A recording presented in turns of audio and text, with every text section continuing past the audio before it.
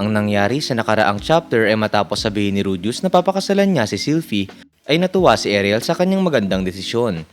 Tinanong ni Ariel si Sylvie kung ano yung masasabi ni Sylvie doon, kung saan sinabi nito na magpapatuloy siya na pagsilbihan si Ariel at gusto niya rin daw na gawin ang kanyang best bilang asawa ni Rudius. Sinabi din ni Ariel kay Sylvie na kung magiging asawa na ito ni Rudius ay hindi na nito kailangan magsuot ng panlalaki at umakto na ito bilang babae, pero kapalit nun ay gagamitin niya ng kaunti ang pangalan ni Rudius upang hindi magkaroon ng misunderstanding ang pagbigay niya ng kanyang trusted confidence sa kanya. Pero syempre daw ay pwede rin gamitin ni Rudius ang pangalan ni Ariel kung kinakailangan. Di nagtagal, nagpasalamat na sina Sylvie at Rudius kina Ariel at Luke. Sa sumunod na eksena, kwento ni Rudius kina Zenobia at Cliff na ikakasal na siya, pero hindi niya pa sinasabi kung sino yung babae dahil inisip niya na isikreto muna yon. May ipinakita si Rudius sa kanilang dalawa at hiniling niya na tulungan siya ng mga ito sa pag-exercise ng multo sa kanyang bibilhing property. Tila yung mga dating residente daw doon ay pinagpapatay at hindi mahanap kung ano ang may dahilan. Nung aalokin na ni Zenobia si Rudius na siya nang bahala doon, ay agad na tinanggihan niyon ni Rudius at sinabi na pathetic yon para sa kanya kung aasa siya kay Zenobia. At dagdag pa daw doon, gusto niyang sorpresahin ng kanyang asawa ng isang bahay na siya mismo ang bumili. Nauunawaan naman daw ni Zenobia at Cliff yung rason kung bakit sila kinausap ni Rudius tungkol doon at agad nang pumunta sa mansyon. Sa uli, ito ay ginagawa nila Rudius para sa layuning makabili ng bahay sa kalahating halaga. What's up mga Oni-chan? Welcome back sa ating manga review series tungkol sa Mushoku Tensei na may isang MC na 34 years old na nabuhay muli sa ibang mundo at nagpa siyang hindi sayangin ng second chance sa buhay. Siya nga pala, kung gusto niyo maging updated sa storya nito, ay pwede niyo rin panoorin ang full season 1 recap na in-upload namin a while ago. Link in the description below. So, simulan na natin ang video. Pero bago tayo magsimula, shoutout nga pala sa mga Senpai tier members natin. Salamat sa solid yung suporta. Sa pagpapatuloy ng nakakapanabik na istorya ni Rudius sa kanyang pangalawang pagkakataon sa buhay, dumako tayo sa pagpasok niya kasama sila Cliff at Zenobia sa Haunted Mansion. Nakaupo siya sa isang gilid habang merong hourglass sa kanyang tabi. Pagkaubos ng buhangin sa itaas ng parte nito, ay ginising niya na si Cliff at sinabi na oras na daw na mag-switch sila. Tumayo na agad si Cliff at tinanong kay Rudius kung siya na ba yung susunod na magbabantay kung saan sumang-ayon ito. Pinaliwanag ni Rudius na pumunta sila sa estate na iyon na kilala bilang isang haunted mansion upang i-exercise yung ghost na naroroon. Ngunit kahit matapos halugugin ang buong mansyon, ay walang nagpakita sa kanila. Inisip nila na baka konektado sa oras at lugar ang paglabas ng multo, kaya napagdesisyonan nilang manatili doon hanggang bukas kung saan namasakar yung previous residents. Kung iyon daw ay talagang mga bandits lang yung gumagawa, ay magiging simple lang iyon, pero inisip niya kung ano talaga yung may kagagawan nun. Habang natutulog siya ay bigla siyang ginising ni Cliff at sinabi na naririnig niya na yung scraping sounds. Pinagising na din ni Rudius si Zenobia at agad silang kumilos. Habang dahan-dahang naglalakad ay talagang nakakarinig siya ng scraping sounds.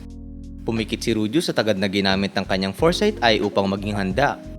Sinilip niya ang isang kwarto ng may pag-iingat at nilibot ang kanyang mga mata.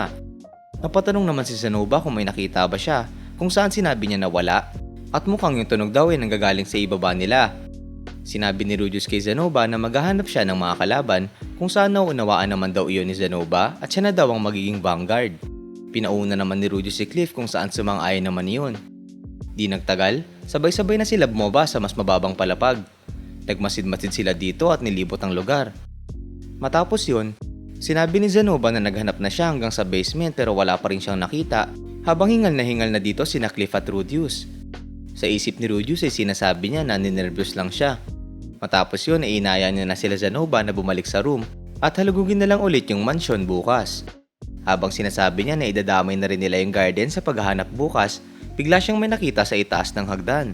Nabigla si Rudius sa kanyang nakita at agad namang sumugod ang nilalang na nasa hagdan. Sinunggaban nito si Rudius ng may pambihirang bilis. Agad naman na humarang si Zenobia upang protektahan ng kanyang master. Natamaan si Zenobia ng nilalang sa kanyang dibdib gamit ang isang matalim na bagay. Nabahala si Rudius pero habang pinagkasaksak si Zenobia ay sinasabi nito na okay lang siya. Nagsimula namang mag-chant si Cliff ng kanyang divine magic upang puksain yung kalaban. Habang nasa safe distance sa kabilang kwarto ay ginagamit niya dito ang exorcist light. Lumiwanag ang lugar at tumama ayon sa mukha ng nilalang. Pagtama ng magic ni Cliff ay nagulat si Rudius na wala yung epekto.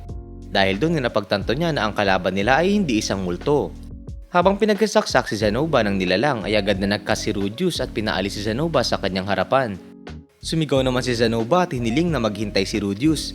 Nawindang naman si Rudius sa gustong gawin ni Zenobia. Pinaliwanag ni Zenobia na kung nag-aalala si Rudius sa kanya ay talagang okay lang siya. Sa isip ni Rudius ay napasabi nilang siya na totoo naman na walang natatamong sugat si Zenobia pero tignan mo naman pinag-aatake na ito ng nilalang. Unti-unting bumagal yung pag-atake ng nilalang habang niyayakap yun ni Zenobia at di nagtagal ay tumigil na yun. Binuhat lang ni Zenobia ang hindi na gumagalaw na kalaban doon. Nagtaka naman si Rudius sa pagtigil nun. Sumigaw naman si Cliff para depensahan ng sarili niya at sinabi na hindi siya tumakbo at nagtago kundi inisip niya lang na magiging sagabal siya sa masikip na space na yun. Nagkomento bigla si Zenobia na nakakahanga yun kaya tignan daw yun ni Rudius. Pagkatingin ng ating bida ay tila nagulat siya. Ipinakita dito na ang nilalang ay lumalabas na isang doll. Napasigaw si Zenobia sa tuwa at sinasabi na talagang nakakahanga yun. Sinabi naman ni Rudius na kahit gaano pa kalaki yung pagmamahal ni Zenobia sa mga dolls ay ang hawak-hawak niya ay sobrang delikado. Pinoint ni Zenobia na gumagalaw yung doll na yun. Tila hindi naman maipinta yung mukha ni Rudius habang may nare-realize sa sinabi ni Zenobia. Biglang nagbago yung mood ni Rudius at sinabi na nakakamangha talaga yun at buti na lang ay hindi nila iyon sinira. Natuwa naman si Zenobia dahil alam niyang marirealize ni Rudius kung gaano yun kahanga-hanga. Sa isip ni Rudius ay sinasabi niya na ngayong alam niya na kayang gumalaw ng mga inanimate objects sa mundong yun, ay kaya niyang mag-develop ng silicone-like material at bigyan ito ng texture na kapareho ng human skin. Ano na namang kalukuhan niyang iniisip mo, Rudius? Sumigaw naman sa irita si Cliff na tigilan na nila yun. Hindi daw yan oras para pag-usapan yung mga ganong bagay at tinanong niya rin kung ano na yung gagawin nila sa halimaw na yun. Nagalit si Zenobia sa pagpangalan ni Cliff sa dal ng bagay lang kaya pinatigil siya agad ni Rudius at sinabi na tama si Cliff. Yung tunay na identity daw ng masamang ghost na nasa mansyon na yon ay most likely ay yung doll na yon. Ginanahan bigla si Rudius at sinabi na baka meron pang mga dolls na gaya nun kaya inaya niya si Zenobia na hanapin ang mga yon. Kung siniswerte daw sila ay baka mahanap pa nila yung blueprint sa paggawa ng dolls na ganun. Agad naman na sumang-ayon si Zenobia at enthusiastic nilang sinabi na maghahanap sila buong gabi habang si Cliff naman ay hindi na lang makapagsalita. Matapos yun ay ginawa na nila yung plano nila. Sa sumunod na eksena makalipas ang ilang araw, ipinakita si Julie na may tinitignan. Napatanong siya na meron na naman bang bagong doll si Zenobia kung saan sumang-ayon ito. By the way, nasa dorm tayo ni Zenobia. Nagkomento si Rudius na nakakagulat nung nadiskubre nila na meron pang isang hidden room sa basement. Napa, indeed, doon si Zenobia at sinabi na sa huli ay isa lang yung nahanap nilang doll. Sabi naman ni Rudius na pero salamat doon, nasolve nila yung problema ng haunted mansion at nabili niya na iyon at half price. Sa ngayon daw ay pinaparemodel niya na yung mansion kaya salamat daw sa tulong ni Zenobia. Sinabi naman ni Zenobia na masaya siyang nakatulong siya. Salamat daw kasi kay Rudius nang dahil sa kanya ay nagawa niyang ma-obtain yung mga valuable research materials niya. Matapos yun, pinaliwanag ni Rudius na hypothesis lang ito pero most likely na ang first owner ng mansion na iyon ay nag-research tungkol sa dolls.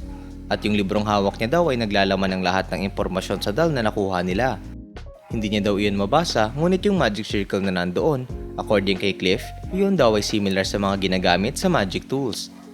Ang masasabi daw nila dito ay yung first owner ay marahil sinubukang bigyan ng doll na iyon ng trabaho upang protektahan yung mansion. At wala daw aninlangan na nagtagumpay yung first owner na iyon. Ngunit gayon pa man daw, naglaho na lang yun bigla. Marahil daw ay naiwan yung doll sa hidden room ng basement kung saan nanatili lang iyong tulog sa pedestal.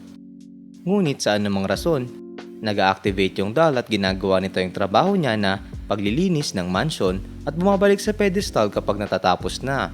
Ayun daw yung iniisip nila kung paano iyon prinogram. Napatanong si Zenobia kung paano kaya nila iyon mapapagalaw ulit. Baka daw ay gumalaw iyon kapag na-recharge na yung magic nun sa pamamagitan ng paglalagay sa pedestal pero hindi daw sila nakasigurado doon unless iimbestigahan nila kung paano yun gumagana, sabi ni Rudius. Paglabas si Julie sa kwarto ay biglang may tinanong si Zenobia. Mako-convince niya daw ba si Rudius na iwan na yung pag-research ng moving doll na iyon sa kanya? Nagulat naman si Rudius dito. Pinaliwanag ni Zenobia na yung mana pool niya ay maliit at clumsy daw ang kanyang mga kamay. Kahit na sinimulan niya na daw gawin yung red worm para kay Julie, ay naiiwan pa din daw siya at wala pang kahit anong progress. Pero kung research side daw ng mga bagay-bagay, iniisip niya na baka magawa niya yun. Sa katunayan daw ay kaya niyang maintindihan yung gustong ma-achieve ng author ng libro sa pamamagitan ng pagbabasa lang nun. Mukhang matatagalan daw siya sa pag-fully analyze ng language ng libro. At kung iiwan lang daw niya kay Rudius yung lahat ay bibilis nga yung usad nila. Pero, ay na naman, Diyos ko. Sige, assume ko na lang na gusto niya sabihin na pero wala siyang matututunan kung ganun. Ano naman daw yung gagawin ni Zenobia kapag nagsimula na namang magwala yung doll, tanong ni Rudius. Kung mangyari man daw yun, sabi ni Zenobia, madali niya lang naman mare-restrain yung doll nang hindi nasasaktan at nakita naman na daw yun ni Rudius. Sa isip ni Rudius ay sinasabi niya na totoo naman yun, pero baka bad idea na iwan lang yun sa kwarto ni Zenobia at mukhang mas okay kung manghihiram sila ng research lab sa university. Habang nag-iisip kung anong pwede nilang gawin, ay biglang yumuko si Zenobia at hiniling kay Rudius na pumayag na ito. Kapag nagawa na daw nila yung planong ipapakalat nila yung doll sa mundo, ay ayaw niya na yung contribution niya lang ay nagbibigay lang ng pera kay Rudius. Nagulat naman si Rudius na iniisip pa iyon ni Zenobia. Dahil doon, sinabi ni Rudius na naiintindihan niya si Zenobia kaya pumapayag na siya. Napaiyak sa tuwa si Zenobia at tinanong kung totoo ba yun. Umuko naman si Rudius doon at pinaliwanag na meron daw posibilidad na lakbayin ni Zenobia ang realm of forbidden magic. Napatanong naman si Zenobia doon. Sa ngayon daw ay ihiram si Rudius ng research lab sa university at doon daw gagawin ni Zenobia yung research niya. Pagpasok ni Julie ay nakita niya si Zenobia at Rudius na nag-holding hands. Sa uli, sinimulan na ni Zenobia ang kanyang research automated dolls at nabili na ni Rudius ang kanyang bahay. At dyan nagtatapos ang video ito. Sa tingin nyo, magagawa kaya ni Rudius yung silicone doll na ninanais niya? Magtatagumpay kaya si Zenobia sa kanyang research? Write your comments down below. Kung gusto mo pa ng iba pang anime at manga reviews, huwag kalimutang mag-like and subscribe para maging updated ka sa mga susunod na bagong videos. At siya nga pala, kung mahilig ka naman sa mga manhwa, pwede kang manood sa isa pa naming channel na Oni-chan Tagalog Manhwa. Oni-chan?